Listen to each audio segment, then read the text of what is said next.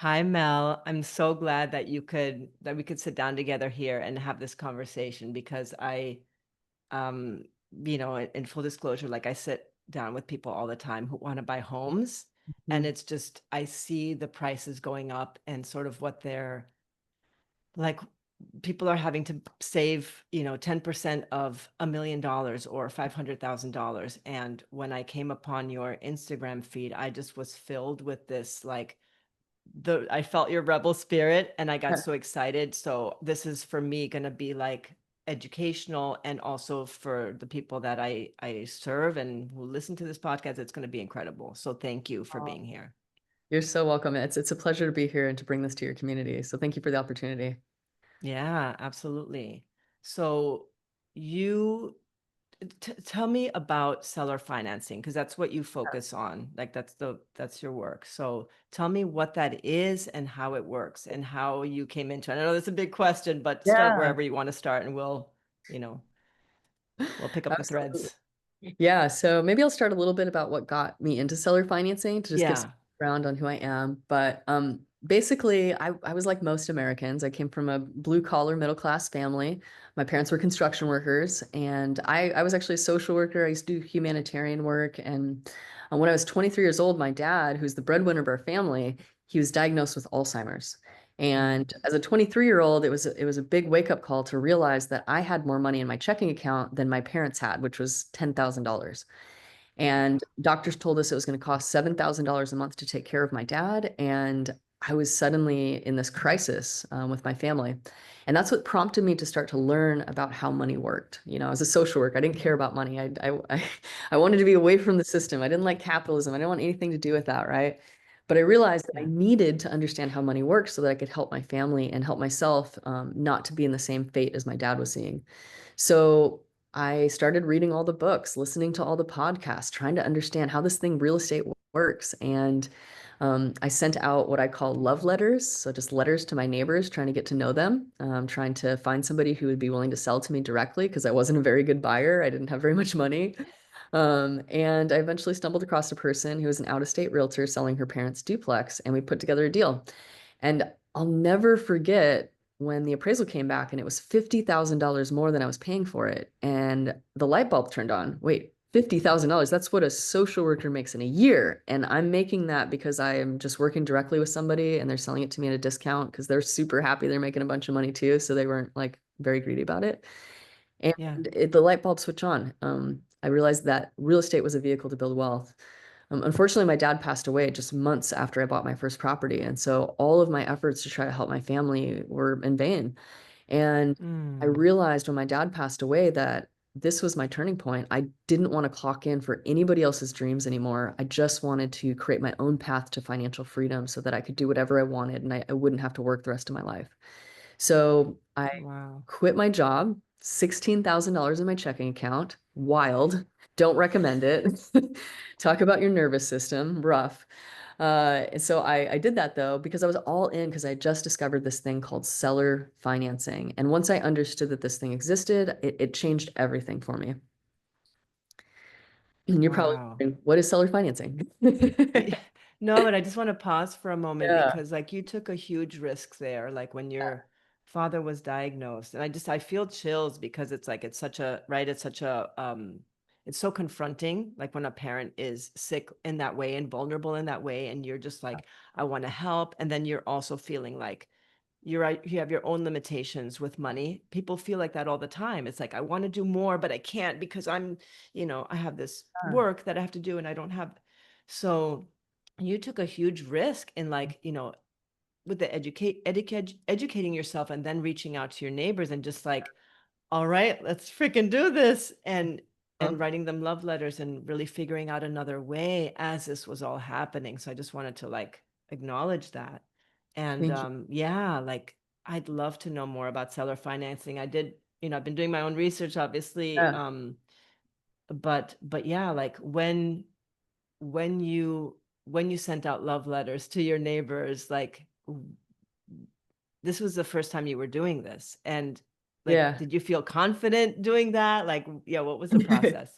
Yeah, I definitely didn't feel confident. If there's anything that entrepreneurship has told me, it taught me is that you should just jump in and learn as you Just do go. it. And you're gonna learn by failing, and you're gonna fail in front of people. And as long as you're good at doing that, you get good at over time. So Okay, okay. So yeah, Yeah. I jumped all in, and in fact, I had about $16,000 in my checking account. I quickly spent half of that on a boot camp, learning how seller financing worked, as one does Okay. when they're free falling through air, trying to figure out a way out of this. And Right, right. but it worked. I learned what I needed to know at that 2-day boot camp, and I brought it back to Portland, Oregon, where I live, and I started immediately implementing it, trying to find sellers or neighbors who had Okay. equity in their property.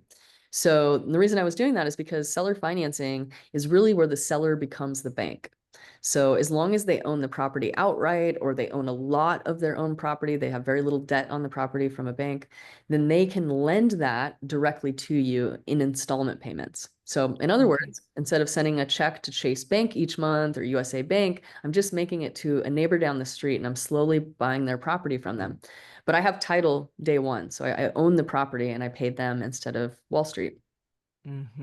That's amazing. And that's so revolutionary to just Yeah. like bypass the banks. Yes. Because, yeah, because when you do the debt calculation of how much you pay on a home, even when you have like a 3%, um, 3 to 5% It's a interest reasonable rate, interest rate. Yeah. you pay almost double, close Yes. to double, Exactly. sometimes double.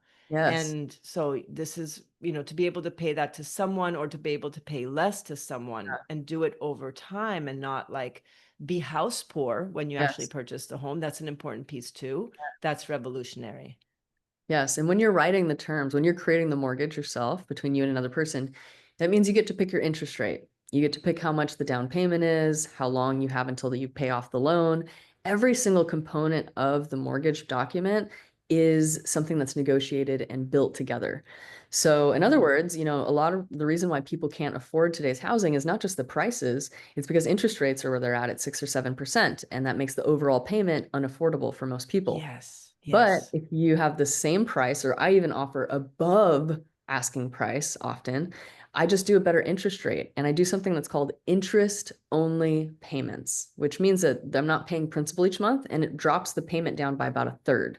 So instead of paying $3,000 a month for your home, you're paying $2,000 a month for your home. And you're saving that $1,000, which can go towards groceries or diapers or whatnot. Right. And when it comes to the end, yes, the full amount is due, but most people can refinance at that time or sell and make a profit, buy the next home. When we have an amortized loan with a bank, you're hardly paying any principal. You're mostly paying interest. If you've ever seen Yeah. an amortization calculator, it's very heavy interest for the first 5, 6, 7 years. And that's how long most people own their home. So it's basically renting from the bank. You're spending exorbitant amounts of interest only to stay in your home. But if you do interest only payments, it drops the payment down a lot and it allows you to have a much more affordable payment. Wow, that's incredible. And Mhm. I saw in doing some research that you can start doing this with just about like, I don't know, anywhere from like $2,000 to $4,000, Oh like yeah. as a down payment. Like, can you Yeah. explain that? That's Yeah. amazing. Yeah. So I'll tell you about my first deal to kind of Yeah. give. And I did this on the TED stage last fall and it got editor's pick. So if anybody wants to check that out, it's a great TED talk. Okay. Almost 250,000 views already. But basically, maybe 8, 9 years ago, I was trying to find my first seller finance deal. Just quit my job, $16,000 in my checking account, right? I'm broke. I'm the worst buyer. No bank could ever give me a loan whatsoever. I couldn't even qualify to rent a place. Luckily, I owned one at the time, but so I'm the worst buyer ever. And I just started cold calling neighbors, sending out letters, that sort of thing. And one day, this guy named Kelly answered the phone. And I was looking for a guy named Joe. And Kelly tells me, well, Joe's dead. And I used to be his attorney, but, nice to meet you. So I'm okay. So we hit it off over the phone. It turns out that Kelly was a bankruptcy attorney, and I was former social worker. I was helping people out of foreclosure as a realtor at the time. So we had a lot of the same values. We wanted to help people on the margins. So we became friends. We got a drink that night. Imagine cold calling somebody and they ask you out, and he's a 65-year-old guy, and I'm a 30-year-old lesbian. Like we're not like that, but we love each other today dearly. But we just met up, and a few months into the friendship, he texted me one day and was like, "Hey, I wanna sell my triplex. Could you give me an evaluation for what it's worth?" So I looked it up on my phone, and I could see right then and there that he'd owned it for 15 plus years. And I Hmm. knew that meant he had the most important ingredient that I was looking for, which was equity to lend me. Mm. So I had it top of mind. I was like, okay, this is going to be my first seller finance deal. And when we walked the property, before I could even say anything to him, he turned to me and said, "I'd like to seller finance this to somebody." And it was like manifestation, like right then and there. I was like, oh my gosh, I've been saying this in my morning affirmations for 6 months, and you just said it back to me. Like this stuff works. So, that night we just went to a bar and we sat down, we talked about it. And at first, he was being very reasonable. He was asking for 10% down, which would have been $75,000. Now, again, I have $16,000 in my checking account, so I'm not Right. near that. So, quick on my feet, I just asked him, I was like, "You're an attorney. What would it cost for you to foreclose on me? Like, if I don't pay you, what would it cost to get the property back?" And he thought about it for a second. He's like, About $15,000. $15,000. That's it. You hear the word foreclosure and you think, oh, this is going to be this epic, really expensive endeavor that human beings could not afford to do. No, it's $15,000. So I basically said, Okay. well, why don't I give you $15,000 as the down payment? And if I don't pay you, you can use my own money to take the property back. So your security is built into it. And he thought that was fair and he agreed, which was surprising. That is clever AF, It by was the way. clever. It was right on the spot. And, I didn't have $15,000 either, right? I was living on that. So I only solved half the equation.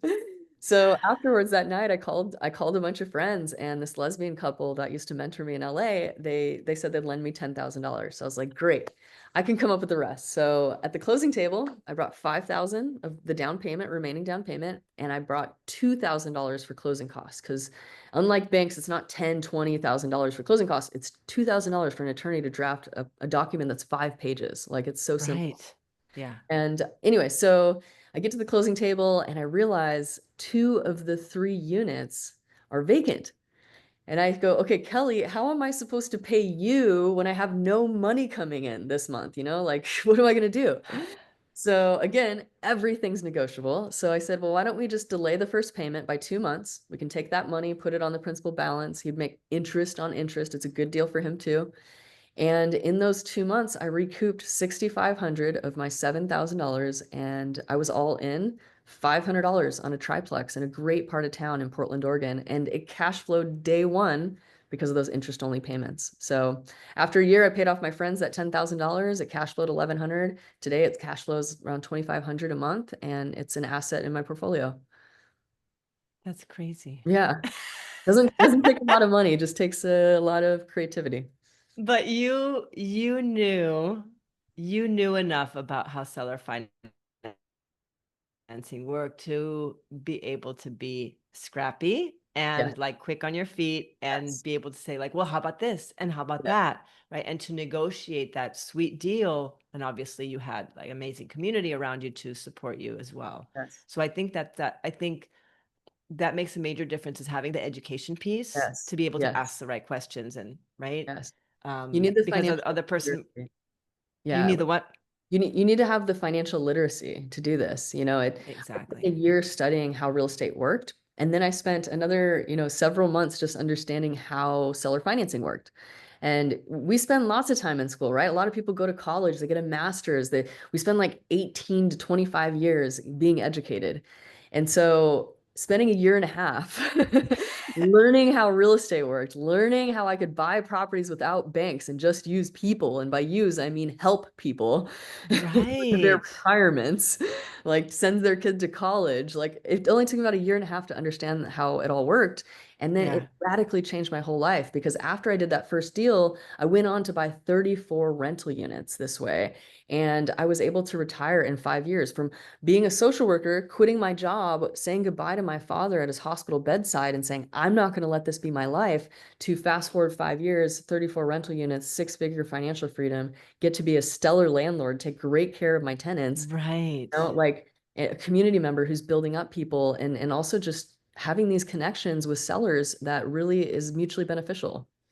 Yeah, there's something very sweet about that part of the process too, of just like human to human, right? Mhm. Not human to institution, Yes. of just kind of like, yeah, like what would be good for you and then what would Yeah, be good for me. It just feels yeah. very relational and very like just thinking about the principle of reciprocity and Yes. that community care piece of just Yeah. like, yeah, like I know you and I'm selling to you and we're going to Yes. make a deal that feels good for both of us. Yeah, we live in this capitalist society that constantly tells us there has to be a win-lose. That like in order for you to get ahead, you have to get one over on somebody, or you got to trick them, or you got Yeah. some sort of extractive process. And so Yeah. when we have that lens, that's all really we can see. And we think real estate investing has to be that. But I think because I came from a humanitarian background and a social work background, those ways, those strategies just didn't really appeal to me. I didn't want to just find somebody down and out, take advantage of them, beat them up on the price, and then quickly flip the property, make a quick Right. profit, and gentrify the neighborhood. And then like, wow, look at me, I'm a real estate investor. Like that path didn't sound very exciting. Yeah. This path of let me go find people who are responsible in their community, who have been landlords for a long time, own their home for a long time. They understand responsibility and they are my equal. They are my partner. And I'm not getting one over on them. I'm building a strategic long-term relationship where I'm invested in their future and they're invested in my future. And there's a financial relationship there that is interdependent. And so in other Yes. words, the seller's not trying to charge me, 10% interest, because if I fail, they fail, right? If I'm not able to Right. provide good housing for the tenants because I'm paying so much interest, if they're exploiting me, that's going to end up, the whole thing fails, right? We can't take care of the tenants, Yeah. the property, and they lose. So really it's a relationship that's built on, I want to make sure that they succeed, that they get the retirement that they need so they feel comfortable saying yes to this deal, and it needs to cash flow for me so it's a sustainable project so that we can take good care of our housing. And when you say the thing about retirement, so they're selling their home, and what you mean is that they're making enough money so that they can like have their retirement, that they can sort of retire with that money. Yes, exactly. So it's basically Okay. turning their equity into an income stream. So Yes. yes. So I'll give you an example. I had a woman named Cynthia that came to me about March, and she said her mom had passed away and left her a triplex and a duplex. And as I'm a top realtor in Portland too, I have a lot of experience with transactions, obviously. And so I met with her and I told her the triplex is probably worth this, the duplex is probably worth 550. But I said, hey, Cynthia, how would you like to make 610 on that duplex instead? And her eyes got really big, like, what? Like, what are you talking about? And I said, well, if the property came with financing, it would open up the buyer pool and there would be more demand for it. And we could probably find a buyer who's willing to do interest only payments. And that means we could charge them 610 and our payment would still be less than a borrower with a bank who was paying 550. So even though it was 10% more, essentially, it was still Yeah. cheaper for the borrower. And so she said, that sounds great. Like, I would love to sell the property and make 10% more. So she said, in fact, I know who could do it. The tenant, his name's Abdul, and he's a doctor. He makes 350 a year. He's been talking about, renting out the bottom unit for his mother-in-law to move in, because they live walking distance to the mosque, and he'd love to have everybody under one household. And so she said, but the problem is he's Muslim and he can't pay interest. His religion bars him from doing that. And so I said, well, that's no problem because we write the contracts here. We write the mortgage. We can do whatever we want. And so I called up Abdul and I said, Abdul, would you like to pay a 0% interest loan and buy this property from your landlord? And he's like, yes, of course. And so I said, okay, well, how many years would you like to buy this over? And he thought about it. He's like, 7 years. And so I just got a calculator out and I estimated what would be about 6% over 7 years. And I took that and I added it to the principal balance, to the price. So he was doing a 0% Hmm. loan with a higher price. So it would adhere to his religious principles. Yes, and it would still be like an interest rate, but not, yeah. Exactly, yes. She's still able to afford to sell it this way to him, and he's able to get in without violating his belief system. So basically, all in, Cynthia sold it for not 550, for 725 over 7 years. And Abdul is now the owner of this property, and his mother-in-law is moving in downstairs, and they can walk to the mosque together each week. And this is the power of creative finance. When we don't lock ourselves into what the bank says, who's allowed to buy, who's allowed to have ownership in this country, who's allowed to build wealth, when we stop believing those myths and we start to take control and agency in our own lives, neighbor to neighbor, we can solve problems together just like this. Absolutely, absolutely. And do you feel like do you feel like enough people know about seller financing so that, when you are sending letters to your community, that people kind of like they understand what you mean with that? Like, Yeah. yeah, So, people get okay. it? Well, sometimes. So, okay. So generally, most people, especially folks that are my age and younger, have never heard of seller financing. It's Okay. very niche. It's like in the real estate investing community. It's in the rural communities. It's in selling businesses. It's in selling commercial property. People who have an understanding of money tend to understand what Hmm. seller financing is Okay. versus your general public does not. And so when I send out my love letters to people, I'm not leading with, do you want to do a seller finance deal with me? That's like showing up on a first date and being like, would you like to get married? Like just, whoa, too fast, too much, right? So we're just leading with, I just want to get to know you because I'm interested in buying your property. I want to go on a date, right? When you're on a Okay. date, you're starting to get to know them, you're learning their values, learning what they need, learning if they're really a candidate for seller financing. Maybe they don't even have equity. Maybe they're not the right person for this.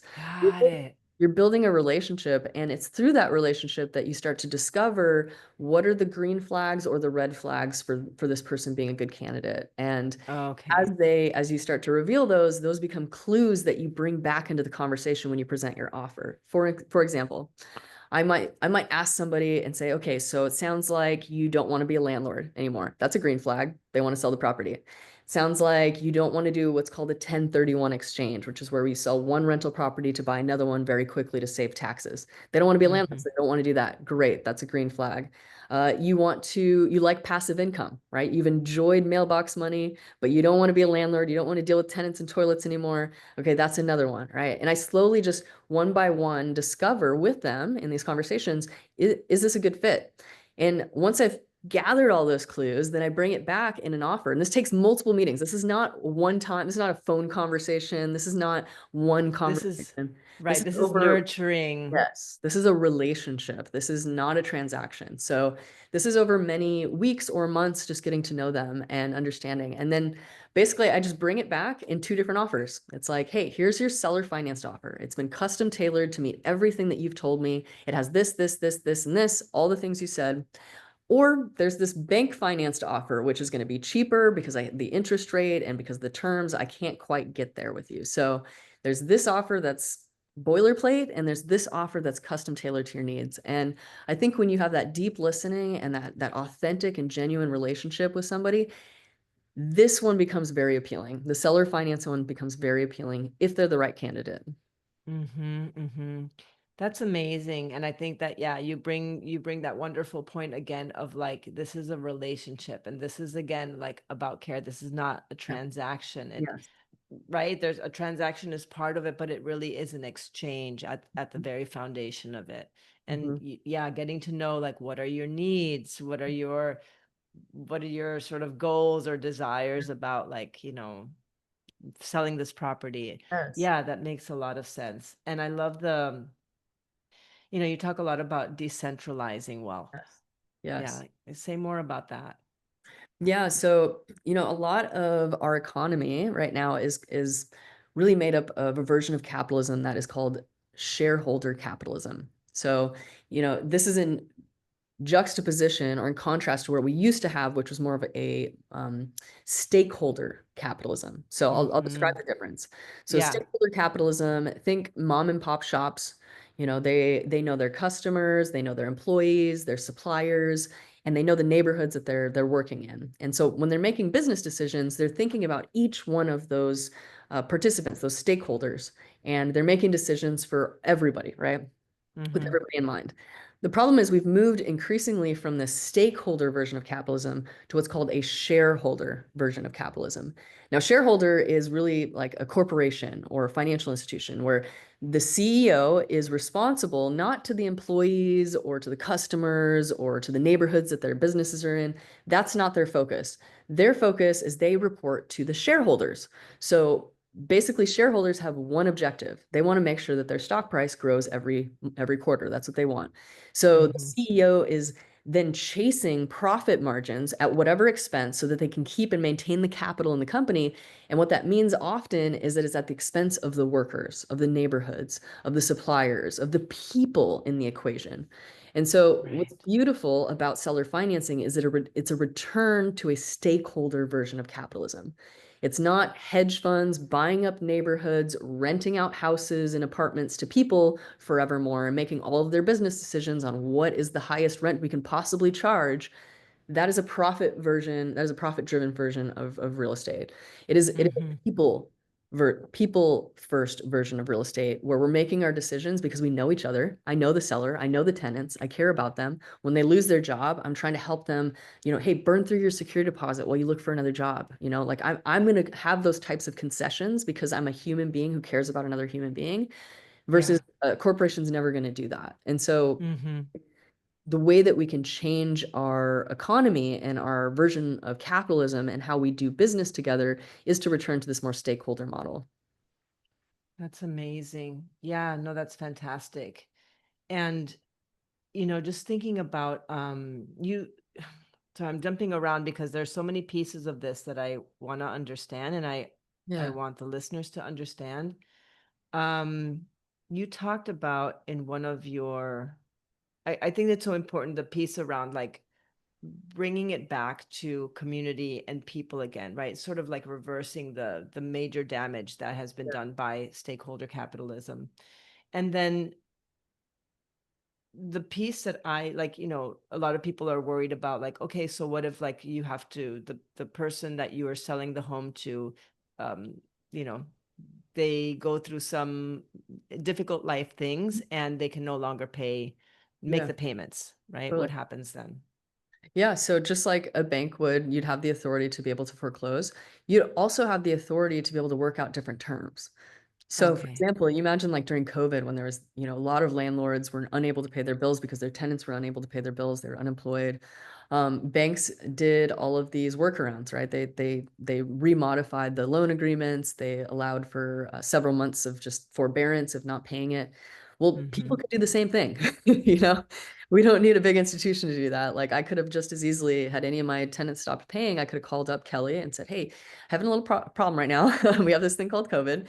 Could you give me a few months?" And it's really a person on the other end who's making that decision, not a huge bureaucratic system, not a legal policy that has to go down the pipeline, not a corporation that has to say, you know what, we care about people enough to do this.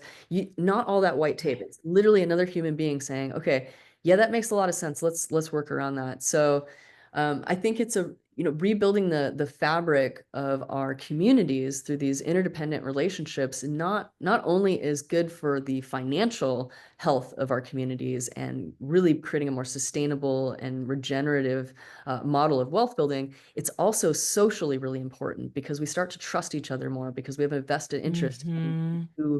who we're paying our payment to each month and who's receiving it. So it's really about restoring social trust. It's really about rebuilding our communities and stop over relying on institutions because really we can rely on one another. Yeah, and even when I think about Mel, like I've lived in neighborhoods where I don't know my neighbors. Yeah. Yeah. Right? Like I Yeah. think that the experience of a lot of people is that people don't really talk to each other. I think the communities where everybody knows each other is a little bit more rare, and Yep. just even this model is supportive of like that more Mhm. communication, and like, oh, I Yeah. see you and I know you, and right, even that aspect of it, that you don't it's not really like something that you're aiming for, but the Yeah. result is that you do know your neighbors better. You are Yes. more aware of who's in your neighborhood, and you kind of work together more. Like that becomes a lovely side effect of all of this as well. Yeah, yeah, you start to get to know people's stories and you start to care and be invested in them. When we live Yeah. in such big sprawling cities and modern worlds, it's very confusing on who's trustworthy and who's not trustworthy. And so, our very tribal brains can hold about 150 relationships and assess about 150 people of like, is this a safe person? Should I have them on the Yeah. inside or not? But after that, our brains get really confused. And what modern day capitalism has done with that is it has put brands and it has put colors and mottos, and it has convinced us that we can rely on this company because we're used to it. We see it at the store all the time. And like it's very like we see it in our household, we see it at somebody else's household. We develop a relationship with a brand because Right. it's familiar. And so what that tells us is we can't trust our neighbor. We got to trust this corporation. Who knows what they're making? I'll just go buy this instead. And it's like the more that we make those decisions, the more that we become disconnected to one another. And Mm-hmm. I think a simple way out of that is to, seller financing is a great way to start investing back into your own community and to not over rely on institutions. Yeah. Mm-hmm. Mm-hmm. And you wrote a book about this called Bank on Your Neighbor. Can you talk about that a little bit? Yeah, yeah. So, I came up with this idea about a year and a half ago. I reached my financial freedom at 35. I decided, do I keep scaling and just buying more and more and more real estate, or is this enough? And for me, it was enough. I felt like it's not a race to the top. It's about having enough and how do I want to spend my time? And so I pivoted from building wealth to creating reach and impact. And Mm. I spent a lot of time thinking about who would I want to empower with this knowledge? Who would I want to know how to build wealth? And for me, that was women, people of color, trans, queer, marginalized communities, because those are the folks that don't have books written to them about financial literacy. Yeah. There's this very broy, extractive, not values aligned way of talking about real estate that is predominant in our culture. And so I wanted to bring a very different perspective. I wanted to teach people how to do real estate in a way that was additive and not extractive, that really was people centered and not profit driven. And so I wrote Bank on Your Neighbor as a guidebook on how to do all of this, start to finish. I wanted to empower people. And so this is my personal journey. It's a little bit memoir. It's a little bit educational. It's a lot educational. And I basically just walk people through the idea that there are these different myths that keep us stuck in our financial illiteracy. Ideas like money will make me bad, or that I need a bank to buy a home, or debt is bad. There's these ideas that float around that are common sense that actually keep us stuck in cycles of Yes. poverty without being aware of it. And so first we Mm-hmm. have to deconstruct these ideas that keep us entrapped in this social conditioning, and to be able to start to build something new. So this deconstruction before rebuilding. And then the middle of the book is really start to finish. How do you go find somebody in your neighborhood? How do you negotiate a win-win deal? How do you use super creative terms to do some really cool stuff like move debt from one property to another, which is how I quickly scaled my portfolio. And it's got just some really nerdy, fun real estate stuff in there. And then, yeah, I just basically I'm teaching people how to do this process with their neighbors. That's amazing, amazing. And you also have an academy. You also Yeah. teach people like, in communities like one to many kind of things. So tell Yeah. us about that. Yeah, so this year, I knew my book was going to be done, and I did the TED Talk, and I was like, okay, what is the next thing to really empower people? And I thought the best way to do that would to create an academy, an online learning platform where I'd invite people from all over the United States, and I even have students who are interested in different parts of the world to learn this process side by side. Because, when I learned it, it was at a boot camp, it was 2 days, it was good luck. Hope you got everything. Here's 2 worksheets, I hope you know how to do it now. And to be honest, 90% of the people that I graduated with didn't do anything with it. They Okay. left that boot camp and it was just fun knowledge they accepted and it didn't change their life. And so when I went back and volunteered after I'd reached my financial freedom, I realized that. And to me, what stood out about why I was different was I just built community. I built people, I built a small community of people that I worked um, each week we would just sit together at breakfast, talk about our deals, encourage each other, keep us each person accountable, and success just became through osmosis. It became sitting next to these people. It was normal to go ask 100 people this week if I could buy their home. It became Yes. normal to sit in a living room and talk about amortization schedules. It was like they modeled it and I modeled it, and slowly by slowly we built our portfolios. And so when it came to teaching other people how to do this, I knew it had to be within the context of a community so that people could model the behavior and really create a new imagination for possibility. I mean, we have to see it in order to believe it often. We need to be able to see that other people are successful at this before we believe it's a possibility for ourselves. So I think, having a cohort-based model has been really successful for that reason. So this year I have already 70 students in my program. They're out sending mail, they're meeting neighbors. I got folks that are pending on 10 plexes that they've only had one rental property before. And now they're like, oh my gosh, I'm in conversations to buy a $1.8 million 10 plex that's going to cash flow 25 grand right off the bat. Like, just working out deals with their neighbors and structuring terms like this and really taking the baton from a tired landlord who's maybe in their 70s and 80s, who has a big portfolio, who understands seller financing because they were alive during the 70s and 80s when seller financing was very popular because interest rates were 17, 18, 19%. So, Wow. there are millions of boomers out there right now in the United States who have a lot of equity, who have a working knowledge of how seller financing works. They are the folks who have done it. And if you find those people, they often want to do a deal because they understand how lucrative it is to be the seller. Mhm, mhm. Often Wow, it's that is how they bought their first incredible. home, That's how he bought Yes. his first home. My seller, that's how he bought his. Really? Very common. Yeah. Wow, that's incredible. And so your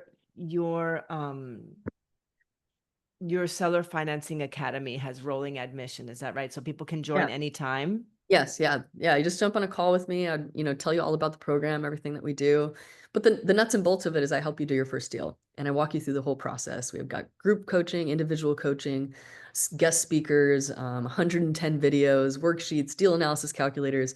I'm really taking the person who has a good heart and is gritty and wants to try something new and starting them from no knowledge whatsoever all the way to the top through real estate. And I have Wow. people that, they've never done a deal before, and I have folks that have 100 doors already. So like it's a wide range of real estate entrepreneurship, but what's so Mhm. great is we're all in there trying to do ethical and sustainable wealth building. That's amazing. I'm just so, so grateful that this knowledge is spreading and Mhm. that more people are learning about this and that Yeah, you are spearheading that effort. I'm excited for people to do more of this. Thank yeah, you so thank you. much Yeah, for sharing today. And obviously, I will include all of the links and the links to your IG because thank you. even your social media is so informative already, right? Thank you. Like you're very like open about like how you can do this. Even Yeah, there I'm is giving it like you're away. I'm giving it exactly away. you're delivering knowledge, like giving it away for free. Yes. So Yeah. amazing. Thank you so much for this conversation, Mel. This has been just so valuable in so many ways. Yeah, thank you. It was a pleasure being with you today. And I'm just like so excited for your community. I hope you get tons out of this. And yeah, hit me up if you ever need anything. Thank you. Thank you.